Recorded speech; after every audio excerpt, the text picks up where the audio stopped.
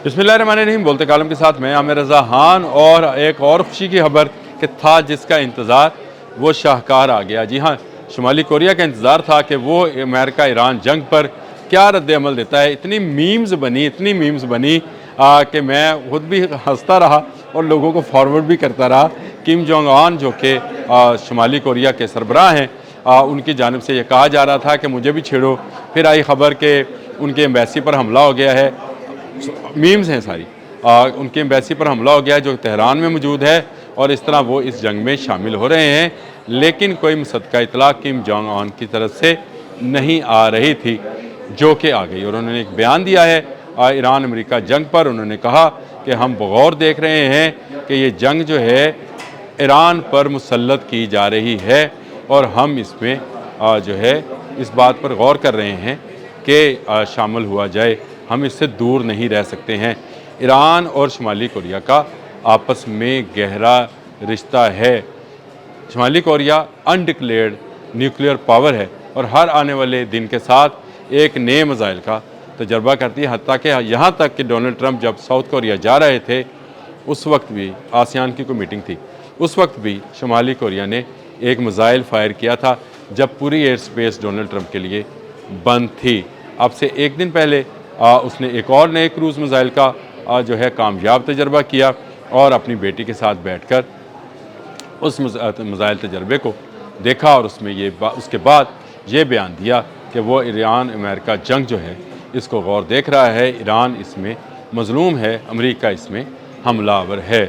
ये वो बयान है जिसको लेकर फिर उसके बाद अगर आपको मैं अभी बताऊँ, एक यहूदी अखबार है हार्बर, उसने ये कहा कि किम जोंग जो है अपनी एटमी कुव्वत जो है उसको शो करने के लिए ईरान के साथ सॉलिडरिटी दिखा रहा है। यानी उनके जहन में है कि किम जोंग जो है अब वो एक एटमी कुव्वत, डिक्लेयर्ड एटमी कुव्वत बनने जा रहा है और वो ये धमाका जो है ईरान की हमदर्दी में करेगा, या वो ईरान की हमायत इसलिए कर रहा है कि वो ख़ुद को एटमी पावर शो कर सके। कभी अमेरिका इसकी तरफ नहीं जाएगा। याद रखें, जिसके पास एटमी कुव्वत होगी और इंटरकॉन्टिनेंटल बैलिस्टिक मिसाइल होंगे, अमेरिका उसकी तरफ नहीं जाएगा।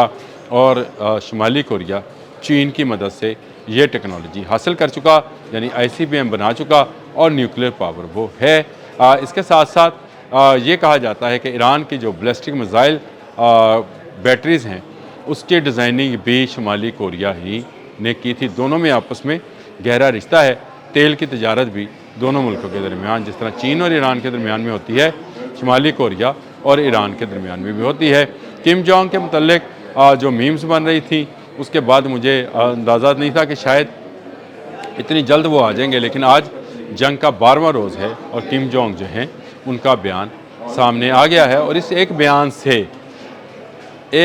से थरथल्ली मची पड़ी है इस वक्त, ना सिर्फ यहूदी लॉबी के अंदर, यानी यहूदी जो मुल्क है इसराइल, और अमेरिकन जो है उनके अंदर।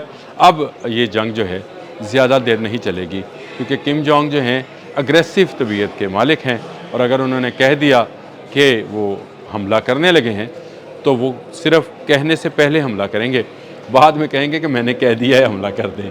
तो ऐसी शख्सियत जो है वो ऐसी अग्रेसिव शख्सियत जो है उससे टकराने की अमेरिका में हिम्मत नहीं है।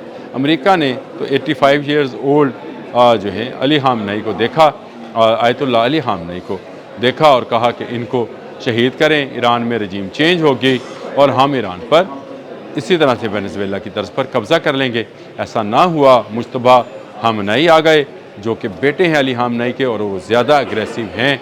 और उसके बाद से अब तक जब मैं आपसे गुफ्तगू कर रहा हूँ, पासदाराने इनकलाब ने एक सेकंड के लिए भी हमलों को नहीं रोका है, बल्कि हमले जो हैं बढ़ाए जा रहे हैं। और अब जब किम जोंग का बयान आ गया, जब शुमाली कोरिया से एक बयान आ गया, तो अब तो ईरान मज़ीद हमले करेगा और मज़ीद शेर होगा, यानी अब उसमें मज़ीद ताकत जो है वो नज़र आएगी। किम जोंग का इस जंग में आना इस जंग को बंद कराने के मुतरादफ होगा, यानी या तो ये जंग बंद होगी या फिर इसराइल जो है सफ़ाई हस्ती से हमेशा के लिए मिट जाएगा, क्योंकि इनमें ताकत नहीं है। अगर ये ईरान का मुकाबला नहीं कर सके हैं तो एक ऐसी कुव्वत का जिसके पास इंटरकॉन्टिनेंटल बैलिस्टिक मिसाइल और क्रूज़ मिसाइल्स की एक लंबी रेंज है, جو اسرائیل سمیت امریکہ تک جا سکتے ہیں کبھی اس کو ہاتھ نہیں لگائیں گے۔ اگر اس کو ہاتھ لگایا تو وہ ان کی ایسی کی تیسی کرنے میں کوئی وقت صرف نہیں کرے گا۔ کم جونگ اب تک جو کہتے ہیں وہ کرتے ہیں، بالکل ویسے ہی جیسے ایران نے جو کہا وہ کر دکھایا۔ آج امریکہ سرنگوں ہے، آج امریکہ چاہتا ہے ایران کے ساتھ مذاکرات کرنا، آج امریکہ چاہتا ہے کہ آبِ ہرمز کھلے، آج امریکہ چاہتا ہے کہ ایران کی جنگ میں جو اس کا خرچہ ہوا ہے وہ مڈل ایسٹ سے یا سعودی عرب سے حاصل کرے، جو اس کو نہیں مل رہا ہے۔ الٹا مڈل ایسٹ اور سعودی عرب، خلیج اور سعودی عرب GCC جن کو کہا جاتا ہے، وہ امریکہ کو چھوڑ کر آسٹریلیا اور یوکرائن جیسے ممالک کی طرف دیکھ رہے ہیں کہ ان کی سیکورٹی جو ہے ان ممالک سے ملنے والے میزائل کے ساتھ ممکن بنائی جا سکے، کیونکہ امریکی میزائل تو ان کی سیکورٹی یا ان کی حفاظت نہیں کر پائے ہیں۔ ایک خبر اور دیتا چلا جاؤں، ساؤتھ کوریا سے ادھار مانگے تھے پیٹریاٹ میزائل، یعنی خود ہی امریکہ نے اس کو دیے تھے، اب اس سے مانگے ہیں۔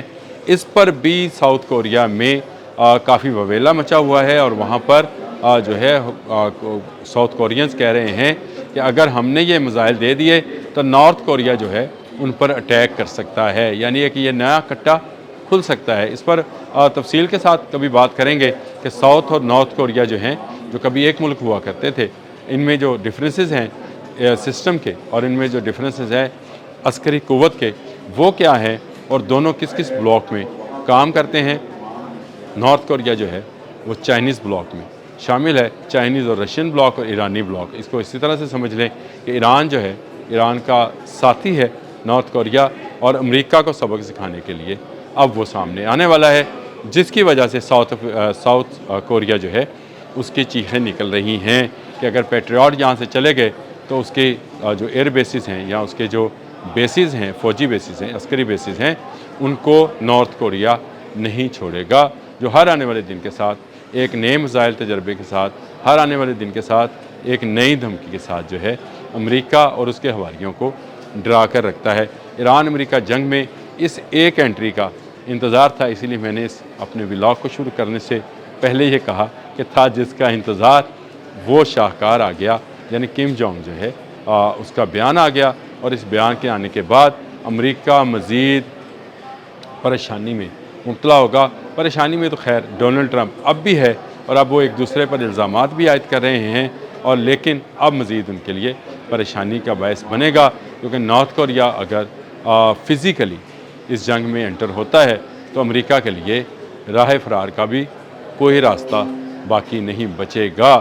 ابھی بھی وقت ہے ایران سے معافی مانگے ان بچیوں کی شہادت پہ جن کو اسکول میں پڑھتے ہوئے ٹوما ہاک کے ذریعے شہید کیا گیا ہے، اس کی معافی طلب کرے۔ اگر ایران نے معاف کر دیا تو امریکہ کی جان چھوٹے گی، نہیں تو امریکہ اس دلدل میں جتنا دھسا ہوا ہے اس کا خاتمہ بھی ہو سکتا ہے۔ اب تک کے لیے اتنا ہی، اللہ حافظ۔